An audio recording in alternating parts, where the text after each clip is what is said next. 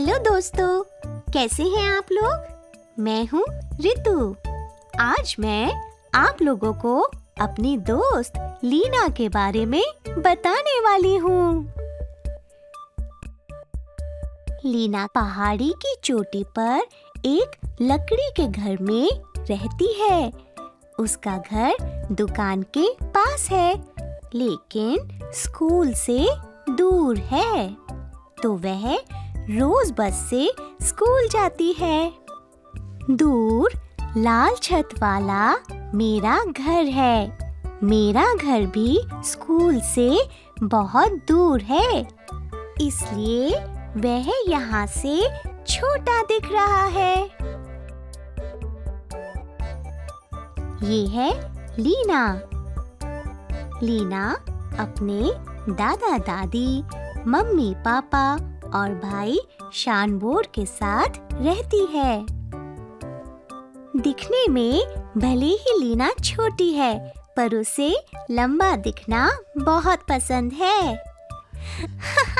इस तस्वीर में देख सकते हैं कैसे लंबी दिखने के लिए लीना स्टूल पर खड़ी है। इस तस्वीर में लीना का पूरा परिवार इकट्ठा हुआ है। उसने अपने चाचा चाची और चचेरे भाई बहन को भी बुलाया है। तो आइए लीना के परिवार के सभी सदस्यों के बारे में जानते हैं। ये है उसके पापा, जो परिवार में सबसे लंबे हैं। ये है लीना की मम्मी।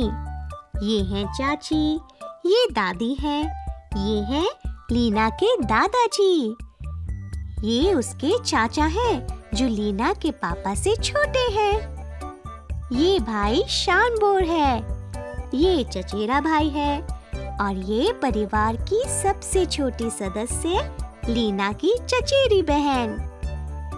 तो ये देखा आपने लीना का पूरा परिवार। Bye bye. बच्चों, अभी आपने लीना के परिवार के बारे में कई तरह की बातें जानी, जैसे कि लीना के परिवार में कितने सदस्य हैं, उनमें कौन सबसे लंबा है और कौन सबसे छोटा। हमने लीना के परिवार के अन्य सदस्यों, जैसे कि उसके चाचा चाची, चचेरे भाई बहन आदि के बारे में भी जाना, जो लीना के घर के पास ही रहते हैं। लीना के परिवार की जानकारियों में हमने गणित के कुछ तथ्यों को छुआ, जैसे कि लंबा, छोटा, सबसे छोटा, पास और दूर आदि। इसी कड़ी को आगे बढ़ाते हुए आइए हम खेल खेल में गणित के इन्हीं तथ्यों के साथ साथ गणित के कुछ अन्य तथ्यों के बारे में जानें।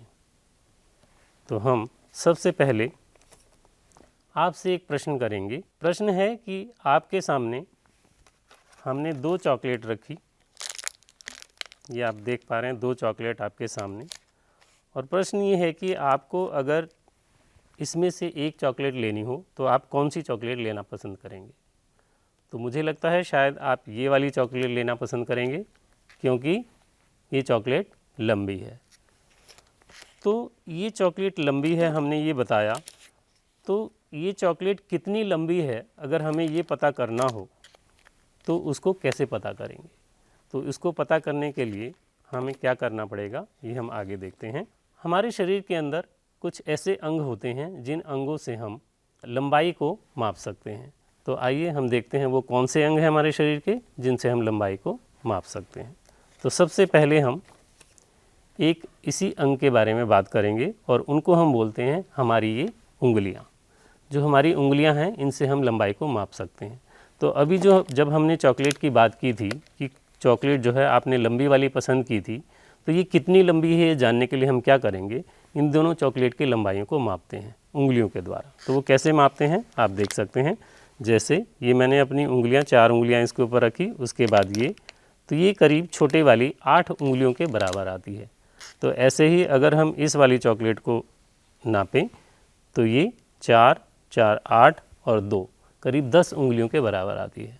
तो इससे हम कह सकते हैं ये 8 उंगलियों के बराबर, ये 10 उंगलियों के बराबर। तो ये वाली चॉकलेट लंबी है, तो इसीलिए हम इसे लेना पसंद करेंगे। अभी आपने देखा कि हमने चॉकलेट्स की लंबाई को अपनी उंगलियों द्वारा कैसे नापा। तो आपको क्या करना है, आपको भी अपने घर के अंदर कुछ ऐसी चीज़ें ढूंढनी है जो लंबी होती हैं और उनकी लंबाइयों को अपनी उंगलियों से मापना है। आप देख सकते हैं आपके घर के अंदर सब्जियां आपको मिल जाएंगी, जैसे घिया, तोरी या कुछ और भी सामान आपको जो लंबाई की तरह से हो उसको लें और उसकी लंबाई को माप के देखें और कौन सी वस्तु कितनी लंबी है ये उसके अंदर देखें। फिर हम चलते हैं किसी और अंग के बारे में जिससे हम लंबाई को नाप सकते हैं। तो दूसरा अंग जो शरीर का है हमारा वो है ये हाथ, यहाँ से लेकर यहाँ तक। ये आप देख पा रहे होंगे चित्र के अंदर, इसको हम बालिश्त बोलते हैं हिंदी में इसको। तो इससे अगर हमें नापना हो तो उसके लिए कौन सी वस्तु को हम नापेंगे, तो यहाँ आप देख सकते हैं आपके सामने एक ये बैट है, आप पहचानते होंगे इसे अच्छी तरह से। अगर हमें इसे मापना हो तो हम उंगलियों से इसे नहीं मापेंगे क्योंकि हमारी उंगलियां बहुत ये छोटी हैं और ये वस्तु हमारी बहुत बड़ी है। तो इसके लिए हमें किसी अन्य उसका इस्तेमाल करना पड़ेगा अंग का, तो वो है हमारा ये, इसको हम बोलते हैं बालिश्त। तो अगर हम इससे इसको नापें तो ये करीब 1 और 1 2 बालिश्त के बराबर इसकी लंबाई आती है। तो इस तरह से हम लंबी वस्तुओं का माप हम बालिश्त से ले सकते हैं। और अगर हम बात करें कुछ अन्य वस्तुओं के बारे में कि जिनको हम बालिश्त के द्वारा माप सकते हैं, तो उनमें आप देख सकते हैं इन चित्रों में, यह है बाल्टी। अगर बाल्टी की ऊंचाई या उसकी लंबाई भी कह सकते हैं, उसको अगर मापना हो तो हम इससे माप सकते हैं। मेज़ की लंबाई को अगर आप मापना चाहें तो वो भी हम इसी हाथ से माप सकते हैं। कमीज़ की लंबाई को मापना हो तो वो भी इसी से माप सकते हैं। तो ये थे कुछ उदाहरण जिनको हम इससे माप सकते हैं हाथ से। उसके बाद हम चलते हैं हमारे अन्य जो बॉडी पार्ट्स हैं, शरीर के अंग जिनसे हम कुछ और वस्तुओं को माप सकते हैं। उनमें आता है एक हमारा हाथ। यहाँ एक चित्र बना हुआ है, आधा हाथ जिसको हम बोल सकते हैं, हाथ नाप द्वारा। तो इससे हम किन चीज़ों को नाप सकते हैं वो हम देखते हैं। यहाँ आपके सामने में एक ये रस्सी देख पा रहे होगे। तो इस रस्सी की इसकी लंबाई बहुत ज़्यादा है। तो अगर इसे मापना हो तो हम किस तरह से इसको मापेंगे। जैसे ये मेरा आधा हाथ आप देख पा रहे हो, तो अगर इसको इस तरह से मापें, 1 ऐसे करके, फिर ये 2 ऐसे 2, फिर ये 3 और ये 4 ऐसे करके करीब 4 हाथ के बराबर ये रस्सी का माप आता है।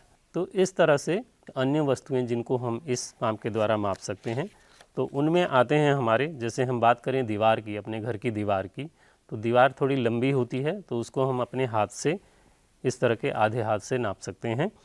एक खिड़की है हमारी, खिड़की की भी लंबाई थोड़ी ज़्यादा होती है, उसे भी इससे मापा जा सकता है।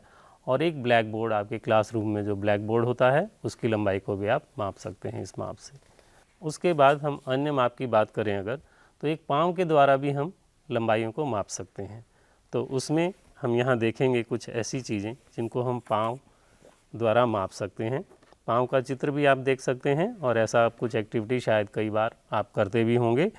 तो यहाँ एक कालीन का चित्र आप देख पा रहे होंगे। इस कालीन की अगर हमें लंबाई मापनी हो तो हम क्या करेंगे, अपना पाँव यहाँ पर रखेंगे और उसके बाद एक के बाद एक पाँव को इसके आगे मिला कर रखते जाएंगे और देखेंगे कितने पाँव के बराबर इसकी लंबाई आती है। तो इस तरह से इसकी लंबाई को मापा जा सकता है। और अगर हम वस्तु की बात करें किसी अन्य वस्तु के बारे में, तो ये एक फर्श का चित्र आप देख पा रहे होंगे। आपके घर में अपने कमरे में कोई फर्श होगा या अपने क्लासरूम का फर्श है, उसे भी आप अपने पैरों के द्वारा माप सकते हैं उसकी लंबाई को। तो ये था एक अन्य मापने का तरीका। बच्चों, अभी आपने देखा कि हमने पाँव के द्वारा कुछ वस्तुओं की लंबाई को कैसे नापा। जैसे अगर हम वस्तुओं की बात करें तो हमने कालीन की लंबाई को नापा पैर द्वारा और हमने फर्श की लंबाई को नापा। तो इसी तरह से आप भी अपने घर के अंदर आप जिस बेड पर सोते होंगे उसकी लंबाई को भी आप पाँव द्वारा नाप सकते हैं। तो और भी अगर आपको कोई ऐसी चीज़ मिले जिसकी लंबाई थोड़ी ज़्यादा हो तो उसे पाँव के द्वारा आप नाप कर देख सकते हैं। उसके बाद उसके आगे अगर हम बात करें किसी अन्य माप की, तो वो है कदम द्वारा। जब हम चलते हैं तो हमारे दोनों पैर, एक पैर पीछे और एक पैर आगे होता है, तो उनके बीच की जो दूरी होती है वो एक माप होता है हमारा। तो उस कदम के द्वारा मापने के लिए हम क्या क्या चीज़ें माप सकते हैं उसमें आप उसे देखते हैं हम। तो यहाँ एक चित्र है खेल के मैदान का, ये काफ़ी बड़ा होता है। तो इससे जो अभी हमने अन्य जो माप हमने देखे वो बहुत छोटे हैं, तो इसके लिए हमें कदम का इस्तेमाल करना पड़ेगा। तो कदम ताल करते हुए हम जो है इसकी लंबाई को माप सकते हैं कि इसकी लंबाई कितने कदम के बराबर है। तो इसी तरह से अगर हम किसी अन्य वस्तु की बात करें तो ये है कि अगर हमें अपनी कक्षा से और लाइब्रेरी तक जाना हो या वॉशरूम तक जाना हो, टॉयलेट तक, तो वहाँ भी हम कदम ताल करते हुए देख सकते हैं कि कितने कदमों की दूरी है उनके बीच में, उनकी लंबाई कितनी है। तो ये थे अभी तक जो हमने किए हमारे बॉडी पार्ट्स यानी शरीर के अंगों द्वारा हम विभिन्न लंबाइयों को कैसे नाप सकते हैं। उसके बाद एक एक्टिविटी के द्वारा हम इस लंबाई को और अच्छे से समझने की कोशिश करेंगे। उसके अंदर हम आपके सामने रख रहे हैं 5 वस्तुएं।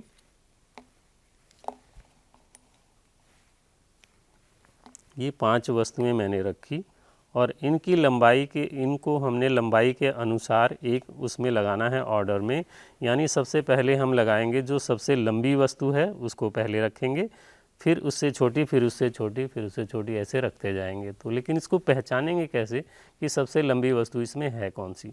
तो उसका एक तरीका है, पहले हम नीचे से इनको मिला लेंगे बराबर।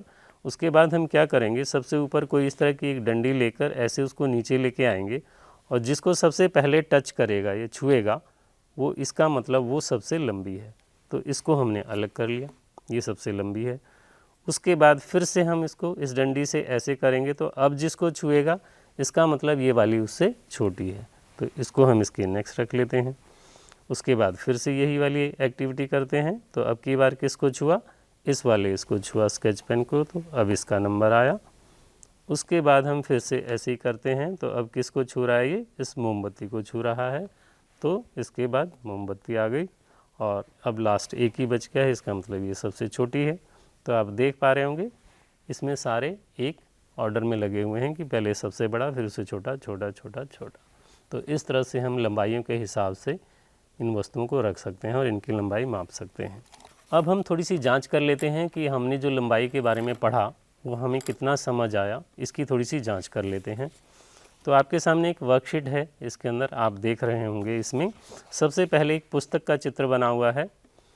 तो आपने इसमें ये बताना है कि पुस्तक को मापने के लिए, पुस्तक की लंबाई मापने के लिए यहाँ 2 तरह के माप दिए हुए हैं, एक उंगलियाँ और एक हाथ।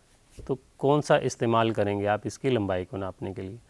तो हमें लगता है पुस्तक की लंबाई थोड़ी कम होती है, तो इसलिए उसमें इस वाले का तो इस्तेमाल नहीं करेंगे क्योंकि पुस्तक छोटी होती है, तो हम इसमें उंगलियों का ही इस्तेमाल करेंगे। तो हम यहाँ पर इसका इस्तेमाल करेंगे। और आपने एक और काम करना है, इसके अंदर आपने ये अंदाज़ा लगाना है कि इसकी लंबाई कितनी उंगलियों के बराबर होगी और उसे यहाँ लिखना है, और उसके बाद उसको माप के अपनी उंगलियों द्वारा मापेंगे उसकी लंबाई और उसको यहाँ लिखेंगे और फिर देखेंगे कि आपका अनुमान कितना सही था। तो इसी तरह की सभी वस्तुएं जो आगे भी हैं उनमें भी हम ऐसा ही करने वाले हैं। अगली वस्तु है हमारी ग्रिल, जो खिड़कियों के अंदर लगी होती है। अगर उसे मापना हो तो एक हाथ का माप है और एक ही छोटा बिलात का, जिसको बालिस्ट बोलते हैं। तो इन दोनों में से मुझे लगता है शायद कि हम इसमें, हाथ तो थोड़ा सा बड़ा हो जाएगा, इसमें हम इसका इस्तेमाल कर सकते हैं। बालिस्ट से हम इसकी जो है लंबाई को माप सकते हैं। उसके बाद एक दरी आपको दिखाई दे रही होगी। दरी को मापने के लिए या तो हम पैरों का या फिर हाथ का, किसका इस्तेमाल करेंगे? तो दरी जनरली जो है हम फर्श पर बिछाते हैं, तो उसको पाँव से मापना आसान होगा हमारे लिए, तो हम उसको इस पाँव से मापेंगे। उसके बाद है खेल का मैदान। तो खेल के मैदान की लंबाई बहुत ज़्यादा होती है, तो उसके लिए किसी बड़े माप की ज़रूरत होगी। तो इन दोनों में अगर हम देखें, एक कदम और एक पाँव, तो कदम हमारा बड़ा है तो हमें इससे उसको मापना चाहिए। उसके बाद आती है साड़ी। साड़ी को अगर मापना हो तो यहाँ 2 तरह के माप हैं, एक उंगलियाँ और एक जो है हाथ है। तो उंगलियाँ बहुत छोटी होती हैं हमारी, साड़ी की लंबाई काफ़ी ज़्यादा होती है, तो उंगलियाँ नहीं, इसमें हम इस्तेमाल करेंगे इसको। बच्चों, अभी तक हमने देखा कि हम विभिन्न वस्तुओं की लंबाई को अलग अलग तरीके से कैसे नापते हैं। ये हमने सब आपको बताया कि अपने शरीर के विभिन्न अंगों के द्वारा हम उन्हें कैसे नाप सकते हैं। बच्चों, अब हम अगले भाग में जानेंगे वस्तुओं के पास और दूर होने के बारे में।